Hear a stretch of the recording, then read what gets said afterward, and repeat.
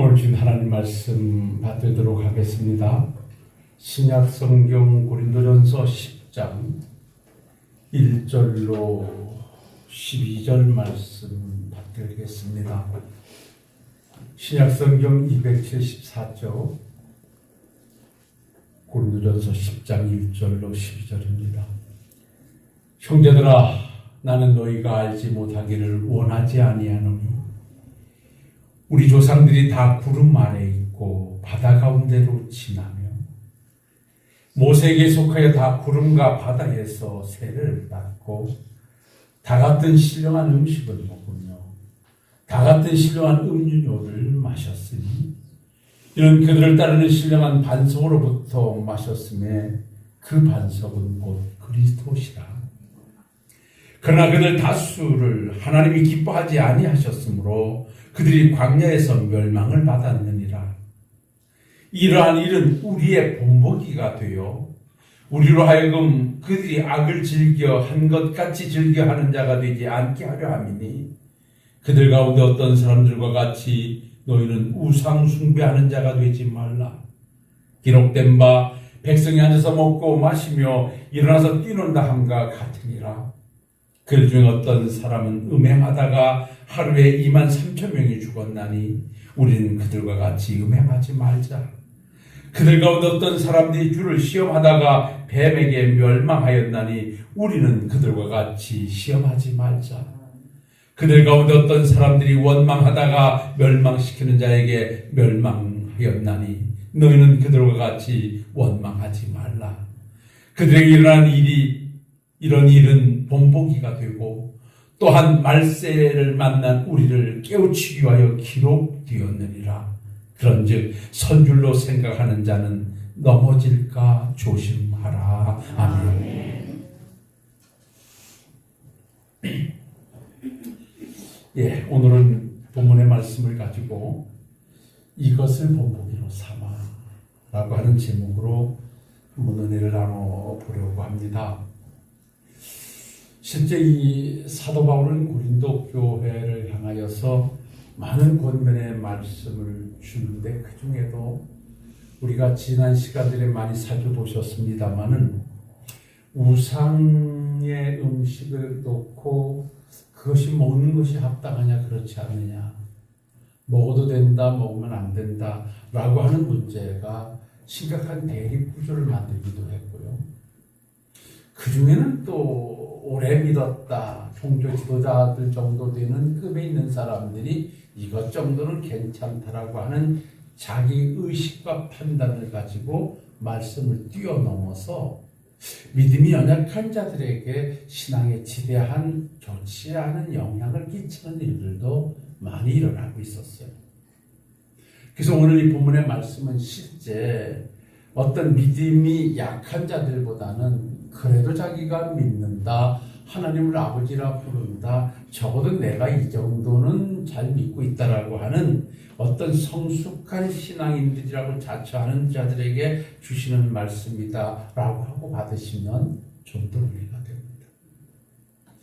그러니까 처음에 우리가 타이트하게 주일 성수 예배 생활, 어떤 드림과 섬김의 생활 속에 보여줬던 나의 모습이 시간의 흐름 속에 조금 숙련된 모습은 있지만 그 숙련된 모습에서 나의 사견을 넣고 사족을 나가서 하나님의 말씀을 좀 흐리는 일들이 먼저 믿는 자들에게 일어나는 상황을 지금 견제하면서 경고해주고 있는 말씀이 오늘 본문의 말씀임을 우리가 받으시면 됩니다.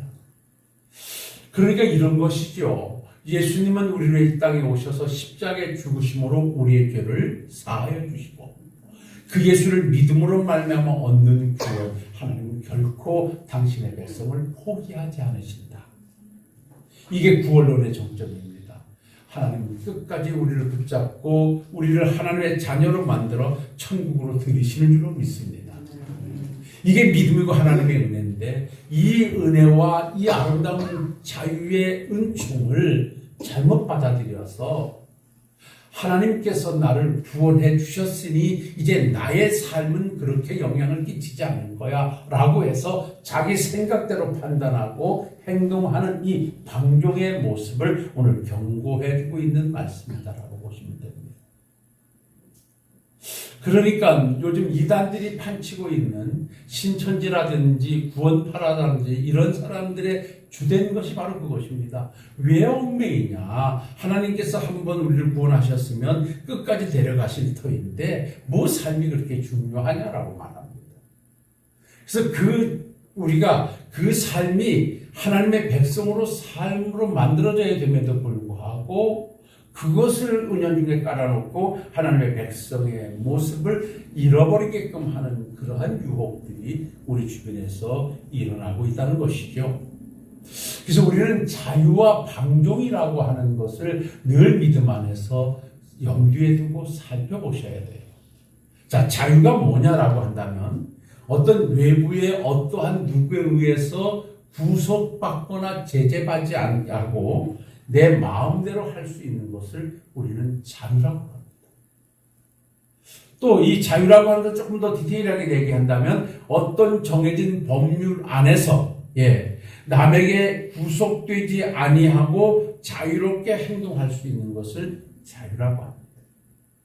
그러니까 우리가 자유라고 하는 것은 어떤 규범이라든지 법규 안에서 누릴 수 있음이 바로 자유라고 하는 사실을 전대한다면 우리가 하나님 안에서 구원의 은총을 입고 자유함을 얻었다라고 한다면 그것은 말씀 안에서의 자유함입니다.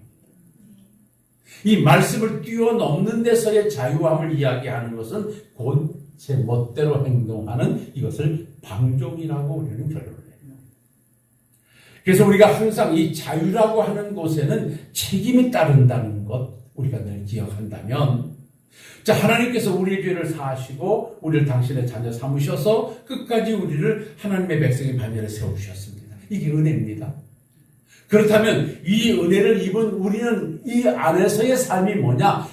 실간 여러분들에게 말씀을 드립니다만은 오늘 사는 우리의 모습은 어떠한 상황에서도 하나님의 백성으로 하나님의 자녀로 살아가는 것입니다. 이 하나님의 자녀의 삶을 벗어난 것은 이거는 자유가 아닙니다. 이거는 구원받은 자의 삶이 아닙니다. 그런데 이 고린도 교회는 그 범주를 벗어나서 하나님의 영역을 떠나 있으면서도 그게 마치 자유인 것처럼 그것이 마치 은혜인 것처럼 하나님을 시험하기도 하고 말씀에 도전하다가 이러한 책망을 드리면서 오늘은 이 본문의 말씀 고린도서 10장에 출애굽 과정 속에 이스라엘 백성들에게 내리셨던 하나님의 은혜 그리고 그 은혜를 누리고 가던 백성들이 하나님의 말씀 안에서 주시는 참된 자유를 누리지 못하고 자기들 스스로 방종하고 자기들 스스로의 삶을 살다가 멸망한 여러 사례들을 열거하면서 이런 것을 본보기로 삼으라고 오늘 말씀을 주고 있어요. 오늘 말씀 특별히 이 말씀 안에 보면 6절 말씀에 이런 말씀이 있습니다. 이런 일은 우리가 본보기가 되어 우리로 하여금 그들이 악을 즐겨한 것 같이 즐겨하는 자가 되지 않게 하려 함이니 그렇습니다. 그러니까 출애굽하는 과정 속에 이스라엘 백성들이 하나님의 말씀을 뛰어넘어서 자유를 누리지 못하고 방종하여 하나님을 대적하고 하나님의 백성의 모습을 상실했던 그 상황들을 우리는 본보기로 삼으라는 것입니다. 여러분 이 본보기라고 하는 이 말은 실제 보면은 거울이라는 말이에요. 예표가 된다는 말이에요. 아 저렇게 살면 안 되는 것이구나 라고 하는 것을 배우라고 하는 것이 바로 이 본보기라고 하는 말입니다. 그래서 이 개역되어진의 성경은 거울로 삼아 이렇게 말했습니다. 우리는 믿음의 길을 가면서 성경을 보면서 이스라엘 백성들의 그 출애굽 역사에서부터 시작된 그들의 삶의 여정을 보면 아 이렇게 살면 안 되겠구나. 이렇게 사니까 이런 벌이 있었구나. 이렇게 살았더니 하나님이 이렇게 복을 주셨구나 라고 하는 내용들을 보면서 이것이 우리에게 본보기가 되어야 된다는 거예요. 뭐 성경이 아니라 할지라도 우리는 믿음을 가지고 오늘을 살아오면서 여러 가지 사건과 상황을 접하면서 우리는 거기서 많은 거울로 삼습니다. 본보기를 삼습니다. 아 순종하는 자가 받아 누리는 복이 저것이었구나. 믿음을 가지고 기도하면서 인내하고 소망을 가졌던 자들이 누리는 복이 이것이었구나. 그러나 하나님을 대적하고 불신했던 자들이 받는 벌이 저것이었구나라고 하는 것은 우리가 지금까지 살아오는 신앙의 여정 속에서 내외적으로 우리는 보고 있어요. 이런 것을 볼 때 그것 가지고 다른 것 생각하지 말고 따라합시다. 그것으로 본보기로 삼자. 그것이 본보기가 돼서 그것이 믿음의 정진을 가져오는 경우도 만들어야 되고 스스로 나를 정돈시키는 은혜의 방편이 되기도 해야 되는 것입니다. 그러니까 신앙 안에서의 체험은 나의 신앙을 정돈시키기도 하고 나의 신앙을 전진시키기도 하고 나로 하여금 하나님의 백성으로 온전히 살게끔 하는 것들이라는 사실을 우리가 기억한다면 성경에 기록된 내용들, 우리의 신앙의 여정에서 펼쳐지는 모든 상황을 우리의 본보기로 삼는 그런 아름다운 신앙의 습관이 여러분들의 것이 되실 수 있기를 주의 이름으로 축원합니다. 오늘 말씀을 보면 이렇습니다. 여러분 1절부터 한번 제가 그냥 편안하게 한번 읽어가 볼게요. 형제들아 나는 너희가 알지 못하기를 원하지 아니하노니 우리 조상들이 구름 아래 있고 바다 가운데를 지나며 그랬습니다. 여기 구름 아래 있고 바다 가운데로 지냈다라고 하는 10장 1절의 말씀은 하나님께서 이스라엘 백성들을 해방시키시기 위해서 출애굽시키신 이후에 가나안 땅을 들이시기 위해서 낮에는 구름 기둥으로 밤에는 불 기둥으로 그 백성들을 보호하시며 인도해 주셨다. 이게 바로 구름 아래 있었다는 것입니다. 예. 그리고 바다 가운데로 행하며 뭡니까? 홍해를 육지와 같이 건너게 해주셨다. 그러니까 조상들이 이스라엘 백성들이 애굽에서 430년간 종생활을 하고 모세를 통하여 하나님이 그 백성들을 데리고 나와서 가나안으로 가는 과정 속에 펼쳐졌던 상황을 지금 이렇게 설명하는 거예요. 구름 아래 있었고 바다 가운데 지나며 2절 말씀은 모세에게 속한 다 구름과 바다에서 세례를 받고 이건 뭐냐? 거룩한 백성으로 구별되어졌고 그러니까 이들이 애굽에서 종생활할 땐 종이었는데 하나님께서 10개의 재앙을 통하여 모세를 통하여 그를 데리고 나오게 하신 이후에 그는 하나님의 거룩한 백성이 되었다는 거예요. 그리고 하나님의 백성으로 하나님의 보호를 받으며 구름기둥과 불기둥으로 인도함을 받으며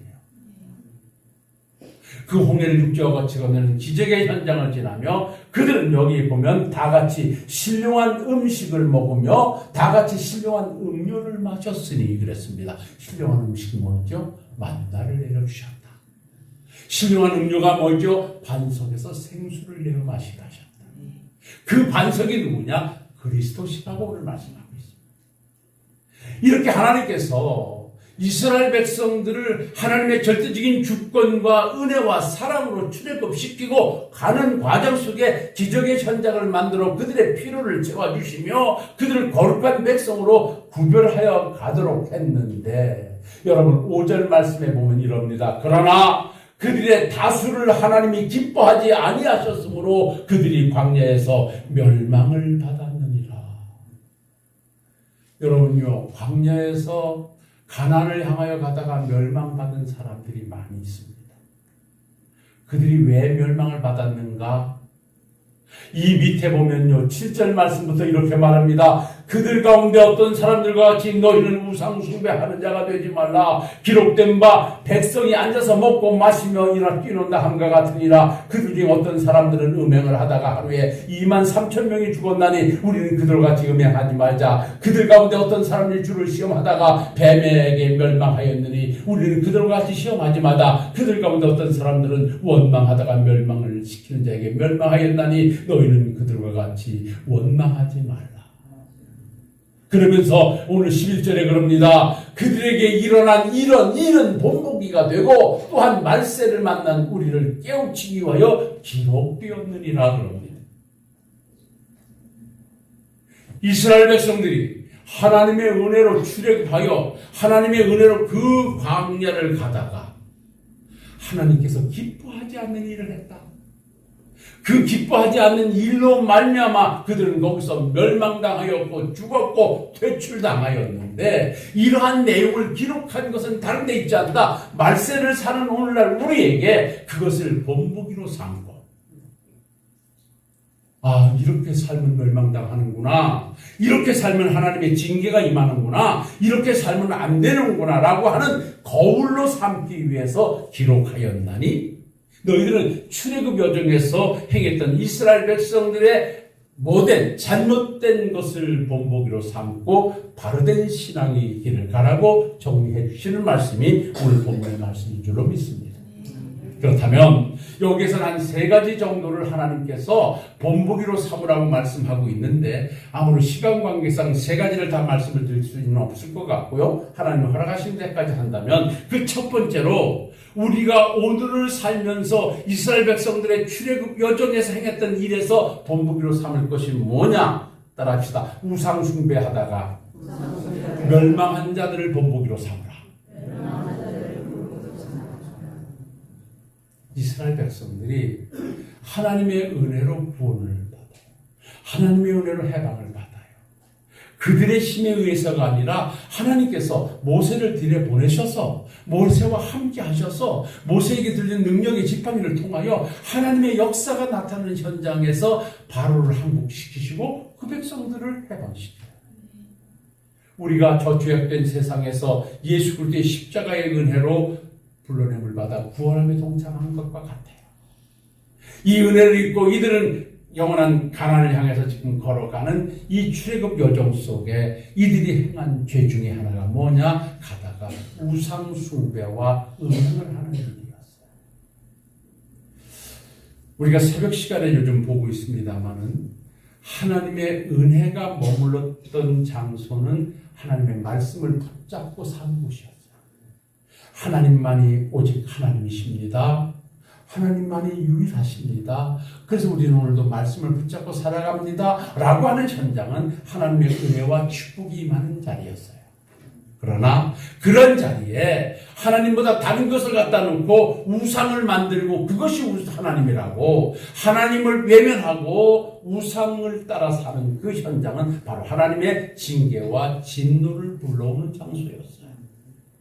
그래서 하나님이 내리셨던 은혜와 축복이 멈추는 현장이 우상 숭배의 현장이었던 것을 우리 이스라엘 백성들이 가나안을 점령하고 나서 왕정 정치를 이어가다가 그 열왕들이 행한 그 통치하에서 하나님을 제일주로 섬겼던 왕들과 우상 숭배에 전념했던 왕들이 받았던 그 환경을 들여다보면 왜 우상 숭배를 하지 말아야 되는가가 답을 쓰게 돼요.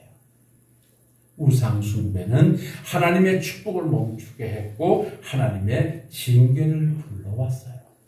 그래서 오늘 주신 말씀 보면 7절로 8절에 이렇게 말씀합니다. 그들 가운데 어떤 사람들과 같이 너희는 우상 숭배하는 자가 되지 말라.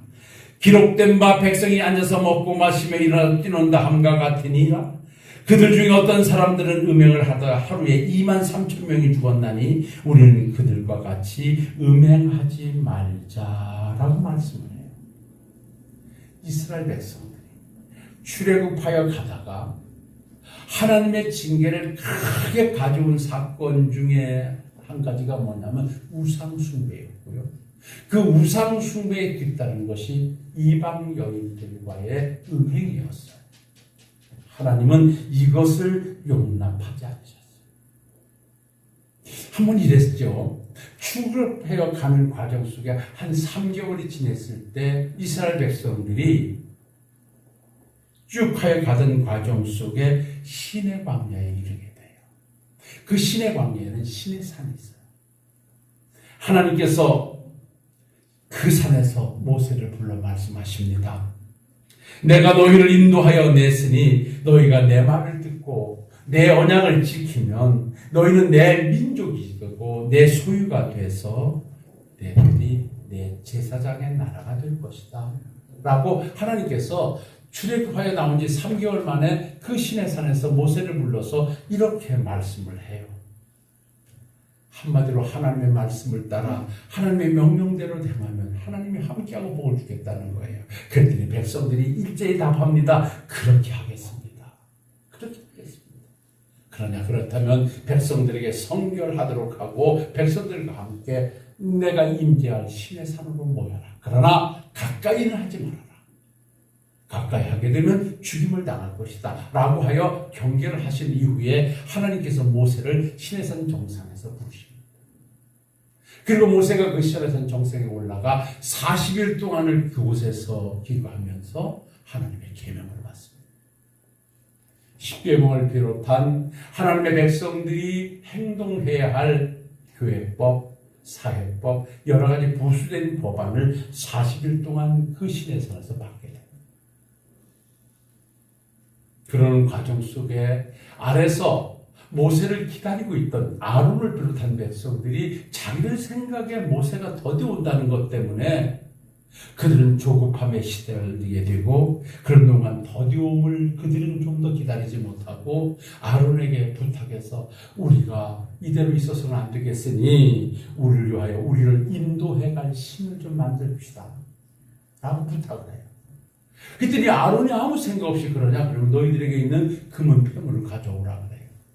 그래서 가져온 그 폐물들을 가지고 녹여가지고 그때 최초로 만든 것이 송아지예요. 금송아지를 만들고 그것을 가지고 이 송아지가 우리를 애굽에서 인도하여 낸 신이고 인도해갈 신이라고 찬양을 하면서 거기서 뛰어놀고 경배를 해요. 하나님께서 시내산 정상에서 그 백성들의 그 모습을 보시고 모세에게 지금 내 백성들이 저 아래서 저 모난 행동을 한다. 내가 저놈들을 다 진멸해버리겠다. 다 죽여버리겠다. 다 쓸어버리겠다. 얼마나 화가 나셨든지. 그러니까 하나님은 우상 숭배를 용납하지 않는 거예요. 모세가 그러면 하나님 아버지 무슨 말씀입니까? 아니 여기까지 데리고 나오셔서 여기서 죽이시면 저들이나 주변 사람들이 여기다가 죽이려고 데리고 나왔다고 말하지 않겠습니까? 그리고 하나님 아브라함과 이삭과 야곱에게 약속하셨던 것이 영원한 가나안 땅에 들이시겠다 그랬는데 중도에서 이러시면 안 되지 않습니까? 하나님 한 번만 좀 봐주십시오 라고 하나님 앞에 간절히 기도했더니 하나님께서 오냐 내가 네 기도를 듣고 하나님의 징계를 멈추겠다 그래요. 그리고 빨리 내려가도록 합니다. 그때 모세는 하나님으로부터 받았던 십계명 돌 2판을 들고 부지런히 내려오는데 내려오다 보니까 그야말로 풍악소리가 울리고 춤을 추고 잔치가 벌어졌는데 보니까 이 백성들이 송아지 우상을 놓고 그야말로 경배하며 찬양하며 뛰놀고 있어요. 모세가 얼마나 속이 상했든지 하나님께서 들려주셨던 그 십계명의 돌판을 그들에게 던져버리고 그들을 향하여 그야말로 책망하며 그 송아지를 가지고 녹여서 가루를 만든 다음에 물에 섞어서 다 마시겠어요. 그들의 죄를 책망하고 아론을 불러 책망하고 난 다음에 모세가 이러죠. 하나님께 속한 백성들이 있다면 하나님 편에 지금도 서서 말씀대로 살기를 원하는 백성들이 있다면 내게로 와라 했더니 내 백성들이 모세에게 모여요. 너희들 하나님의 명령을 따라 너희들이 칸 차를 가지고 이쪽에서 저쪽까지 가면서 이 백성들을 다 죽이라 그래요. 그때 우상 숭배에 참석해서 그렇게 열광했던 자들 3,000명가량이 그 자리에서 죽임을 당하게 돼요. 이것이 바로 우상 숭배를 하다가 하나님 앞에서 징계하고 멸망한 첫 번째 사례예요. 출애굽한 이후에. 그리고 이들이 민수기 25장에 기록됐는데 시딤에 머물러 있다가 모압 여인들과 함께 우상 숭배를 하다가 이들이 가늠을 하게 돼요. 하나님께서 그것을 보고 하나님의 백성들의 더럽히는 이 장면을 용납하지 아니하고 그때 하나님께서 우상 숭배에 가담하고 그들이 말하자면 음행에 가담한 자들을 연병으로 죽게 하시는데 그때 죽인 자들이 24,000명 정도였다. 사랑하는 성도 여러분, 하나님께서는 우리에게 가장 요구하시는 것이 뭐냐? 하나님 제일주의의 사랑입니다. 왜냐? 그 사랑 안에서 모든 사랑이 시행되어질 때 완전하고 그 사랑에서 모든 사랑이 만들어질 때 거기는 하나님의 영광과 이 땅의 은혜가 만들어지기 때문에 그래요. 그래서 하나님이 십계명을 주실 때도 그 첫 번째 계명이 뭡니까? 나 외에 다른 신을 만들지 말라. 두 번째가 뭡니까? 나 외에 다른 신을 섬기지 말라는 거예요. 그래서 우리 하나님은 질투하는 하나님이신 즉 그래요. 그래서 하나님의 계명은 1계명에서 4계명까지가 나 외에 다른 신을 만들지 말고 2계명이 다른 신을 섬기지 말고 3계명이 여호와 이름을 망령되이 일컫지 말고 4계명이 안식일을 기억하여 거룩하게 지켜라. 이 4계명이 하나님 사랑을 우선순위에 놓으라는 거예요.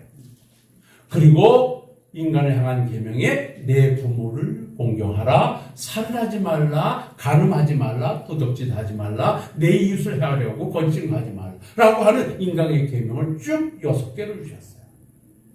그러니까 10계명을 크게 나누면 2계명으로 나누는데 1계명에서 4계명은 하나님을 사랑하는 계명이고 5계명에서 10계명은 이웃을 사랑하는 계명이에요. 그래서 우리 주님이 오셔서 내가 새로운 계명을 주이니 너희는 마음을 다하고 뜻을 다하고 힘을 다하여 주 하나님을 사랑하고 둘째는 내 이웃을 내 몸과 같이 사랑하라 라고 말씀했어요. 왜 이렇게 계명을 주셨을까요?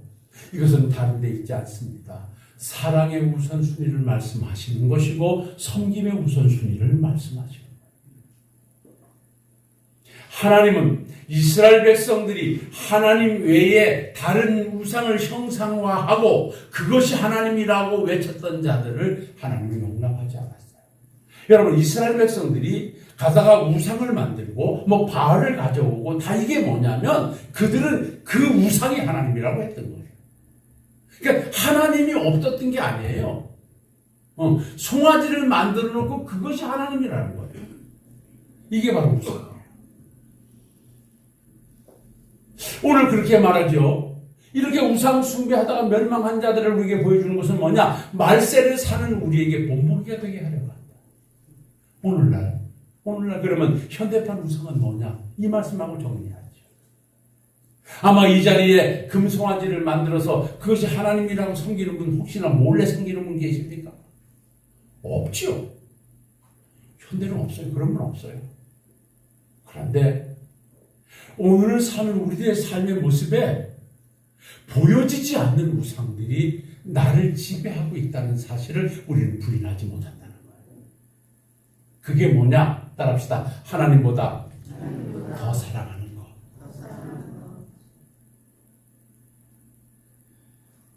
한번 우리 냉정하게 한번 살펴보시죠. 내 삶에선 진정 하나님이 나에게 최고인가? 나는 정말 하나님을 최고로 사랑하는가? 내 삶에서 하나님은 항상 최우선순위에 있는가? 한번 오늘 이 시간에 나의 신앙과 나의 마음을 한번 정리해 보시는 것으로 오늘 말씀을 끝냈으면 좋겠어요. 우리 주님께서 오셔서 이런 말씀을 주셨습니다.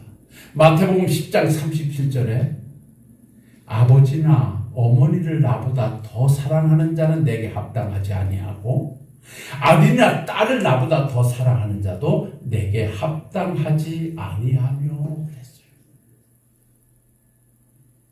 우리가 오늘을 살면서 가장 사랑해야 할 대상이 아버지와 어머니고 가장 사랑하는 대상이 아들과 딸이잖아요.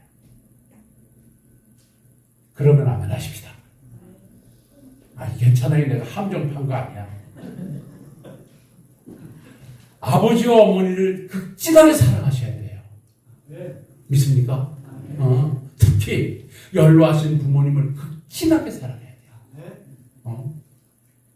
자식 사랑은 안 해도 될 것 같아. 얘기 안 해도. 안 해도 그렇게 요즘 새끼들 때문에 죽어. 깜빡 죽어. 그래서 자식 사랑은 하라 소리 안 해도 잘해. 근데 부모 사랑이 잠깐만 퇴색해. 우리가 살면서 부모 자식 사랑은 이거는 우리가 끊을 수 없는 사랑이고 이거는 무엇으로도 비교할 수 없는 사랑이에요. 근데 우리 주님께서 이 당연하고도 필연적인 사랑을 놓고 우리 주님과 조건을 걸어요. 네? 아버지나 어머니를 누구보다 예수님보다 더 사랑하는 자는 내게 합당치 않다는 거예요. 얼마나 욕심이 많지. 여러분, 이렇게 보면 매우 도전적인 말씀인 것 같은데요. 이거는 다른 데 있지 않습니다. 이거는 단순한 경고가 아니라 오늘 믿음을 가지고 살아가는 우리들에게 있어서 사랑의 우선순위를 확실하게 정하라는 거예요. 여러분, 죄송하지만 내게 있어서 최고의 사랑을 하나님을 앞에 두시기를 주의 이름으로 부탁을 드립니다. 여기서 하나님을 가장 앞에 두라고 해서 내 어머니와 아버지를, 내 아들과 딸을 미워하라는 게 아니에요. 여러분이요, 하나님을 사랑한다고 부모를 미워하는 자식은 하나님 사랑하는 거 아니에요. 하나님을 사랑한다고 그야말로 자식을 미워하는 부모도 이건 부모가 아니에요. 이건 아름다운 거 아니에요. 여러분이요, 오늘 사는 우리가 좀 더 믿음의 길에서 아름다운 하나님의 백성의 모습을 가지고 가려고 하면 그 가치 기준에 있어서 하나님 사랑을 우선순위에 놓을 때 그 사랑을 가지고 내 부모를 사랑할 수 있고 그 사랑을 가지고 내 자식을 사랑할 수 있을 때 이 땅에 어떤 사랑보다 진한 사랑을 할 수 있고 지속적인 사랑을 할 수 있다라고 하는 거예요. 특히 우리 주님이 말씀하시던 이 시대만큼은 여러 가지로 어려운 상황이기도 했어요. 예. 사실 오늘도 그래요. 우리가 믿음의 길에서 양자택일을 해야 하는 갈림길에 설 때가 참 많아요. 세상의 가치와 주님의 말씀의 갈림길에 설 때가 있어요. 세상을 보면 이렇게 해야 되는데 이렇게 하려니 하나님의 말씀을 어기는 것이야 라고 했을 때 이것도 필요한 것인데도 불구하고 이것을 행하자니 말씀을 어기게 돼 라고 했을 때 이 두 개 중에 무엇을 선택하느냐가 하나님의 사랑을 우선 놓느냐 그렇지 않느냐의 판단이 되는 거예요. 때로는 가족들의 기대와 주님의 부르심 사이에서 끝없는 질문을 받아요. 너는 누구를 더 사랑하느냐?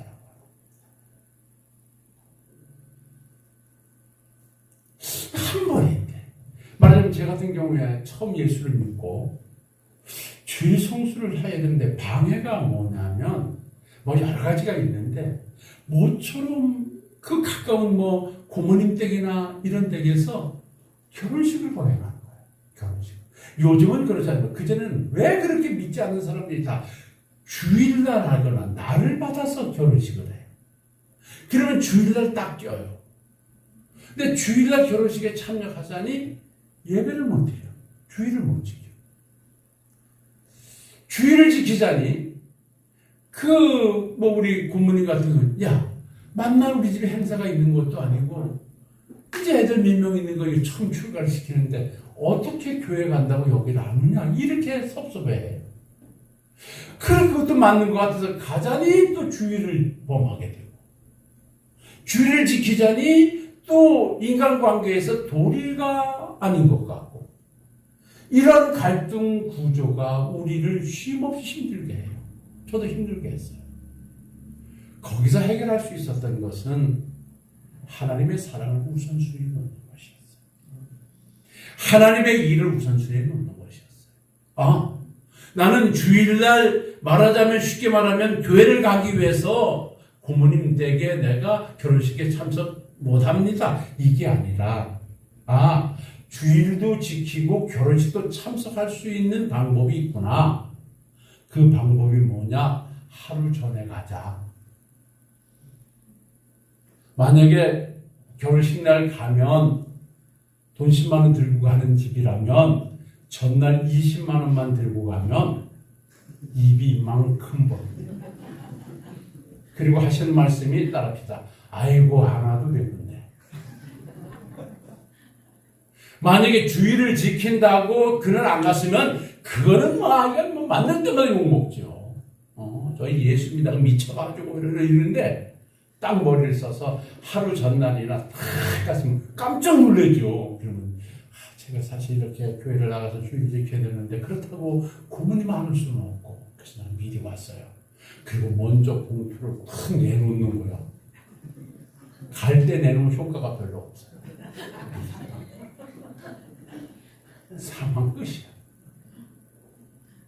여러분, 이게 하나님 사랑을 우선순위 놓고 살아가는 우리들의 삶의 진리예요. 목사가 되고 장로가 되고 권사가 되고 안수집사가 됐으면서도 그런 일 때문에 과감하게 주일은 딱 포기하고 가야지. 당당하게 가는 거. 그래서 우리 하나님께서 말세를 사는 우리에게 본보기가 되는 거예요.